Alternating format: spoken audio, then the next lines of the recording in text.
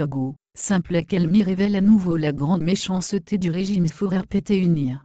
Depuis l'exacerbation de la crise politique, le 19 août 2017, l'augmentation des prix des produits pétroliers, est l'énième coup de massue sur le dos endolori de la population. Ce peuple qui souffre le martyre de la répression sauvage, des arrestations et rafles injustifiées.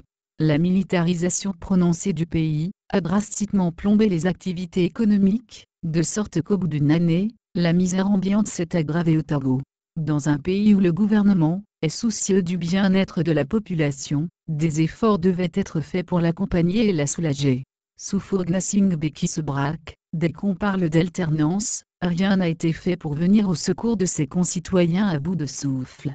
Au contraire, c'est la décision de la hausse significative de 10% du prix du carburant, qui a été nuitamment balancée au peuple sans d'autre forme de procès.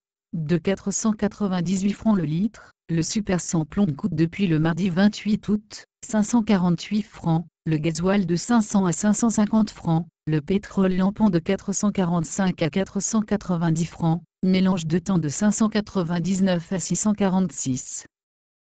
Tenez. Tout ceci à travers un simple communiqué laconique des ministres du Commerce et des Finances. Au mépris total du peuple qu'on prétend diriger. Cette décision impopulaire a été un grand choc pour nombre de Togolais, qui tirent le diable par la queue. Pour toute réponse aux multiples interpellations, la ministre du Commerce Sosan Alexis Mbalouki évoque l'augmentation du prix du baril à l'international. Le baril actuel qui est à 74,25 $, ne justifie nullement cette hausse exagérée. Pour se donner une bien fausse conscience, le gouvernement avance que cela n'aura aucun impact, ni sur les produits de première nécessité ni sur le transport.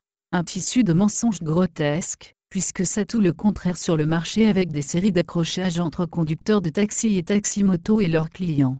C'est un secret de polichinelle. Avant et après les élections au Togo depuis au moins 2010, le pouvoir de Faure Gnassingbé a souvent recours à l'augmentation des prix des produits pétroliers.